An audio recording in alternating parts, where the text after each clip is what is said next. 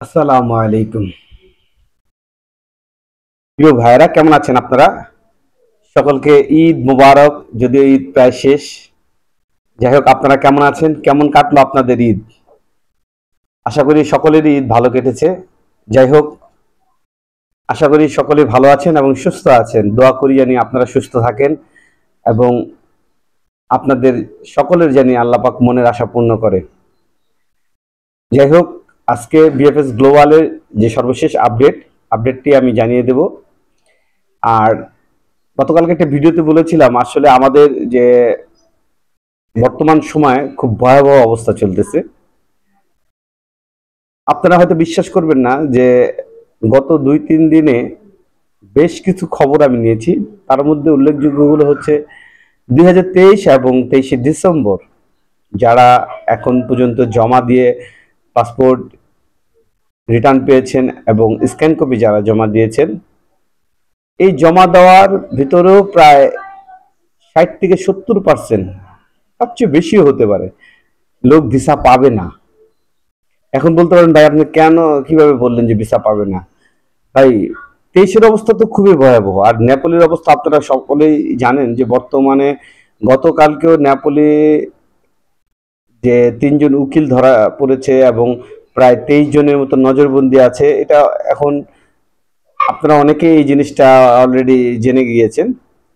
তাহলে বুঝেন বর্তমানে নেপালের অবস্থাটা কতটা ভয়াবহ। আর 2023 সালের 23শে মার্চের ফ্লুসিড যারা জমা দিয়েছে 23 সালে, তারা ম্যাক্সিমাম কাগজই কিন্তু নেপালি শহরের কাগজ, যার কারণে এই কাগজগুলো ভিসা পাওয়াটা খুব টাফ। এবং এইগুলো ভিসা পাবে কতটুকু আসলে এটাই এখন বোঝার বিষয়। আর সুই থেকে আপডেট করাটা একেবারে অসম্ভবের মতন হয়ে যাচ্ছে। অনেকে প্রশ্ন করেন যে ভাই আপনার কি খবর? আমি এখনো কিছুই করতে পারিনি ভাই। আমি আরো 2-3 মাস পর্যবেক্ষণ করব, তারপর হয়তো বা আমি আমার পাসপোর্ট উইথড্র দিয়ে নিয়ে আসব।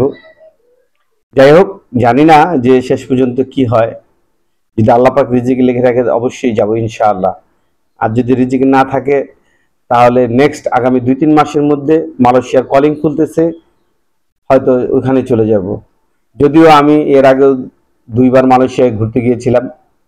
কারণ মালয়েশিয়া, সিঙ্গাপুর, থাইল্যান্ড, সৌদি আরব, দুবাই, ওমান, কাতার, এই সকল রাষ্ট্রগুলোতে যাওয়াটা, ট্যুরিস্ট ভিসায় যাওয়াটা আমার জন্য খুব একটা মানে বেশি বড় ব্যাপার না। কারণ আমি পাসপোর্ট জমা করলে ইনশাল্লাহ এই দেশগুলোর ভিসা আমার হয়ে যাবে।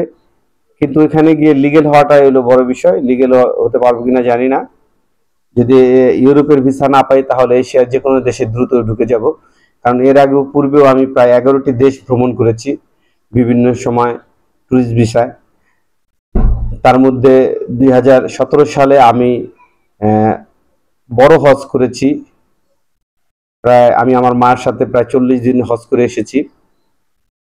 যাই হোক, এটা তো আসলে বলার মূল বিষয় না। মূল বিষয় হচ্ছে আমরা যারা জমা দিয়ে আছি আমরা সকলেই টোটালি বিপদগ্রস্ত এবং আমাদের মধ্যে 80% লোক আমার জানা মতে ভিসা পাবে না। এর কারণ হচ্ছে মালিক তাদের নিবে না, মালিকের কাগজ সঠিক নেই, মালিকের আলেজ্য ঠিক নেই, মালিকের হৃদিত্ব ঠিক নেই, বা আপনারা আদার্স যে কোনো ডকুমেন্টস অনেক মালিক নিতেই চাচ্ছে না, মালিক জানে না। মানে কিরকম যে হয়েছে, অনেকে কন্ট্রাক্টের কাগজ, যার কারণে ওই মালিক আর কোনো আগ্রহ প্রকাশ করতেছে না। এই বিভিন্নভাবে আপনাদের সকলের অনেকের ভিসা বাদ হয়ে যাবে এবং আমরা আসলে এখন একটা মরীচিকার পিছনে দৌড়াইতেছি। আল্লাহ মাহবুদ জানে যে সর্বশেষ কি পরিস্থিতি হয়। এবং 2025 সালে আপনারা জানেন যে 2025 সালে কিন্তু আমাদের বাংলাদেশের যে পরিমাণ কাগজ ইটালিতে জমা পড়েছিল তার চেয়ে অনেক কম সংখ্যক কিন্তু বেশি সংখ্যক কোঠা ছিল। কিন্তু দেখেন বাংলাদেশিরা কতজন কাগজ পেয়েছে। আমার জানা মতে এখন পর্যন্ত বাংলাদেশিদের ভিসার পরিমাণ যারা জমা দিয়ে ভিসা পেয়েছে 3,000-এর বেশি হবে না। এবং জমা পড়েছে নাহলে 7 থেকে 8 হাজার, এর মধ্যে তো 70% ফেকই বলে দিচ্ছে অ্যাম্বাসেডর। তাই সেই হিসাবে দেখেন 2025 সালের কোঠা কি পরিমাণ ভিসা পেয়েছে, মাত্র 1,000-3 ভিসা পেয়েছে, হয়তো আরো 2-3 হাজার ভিসা পাবে।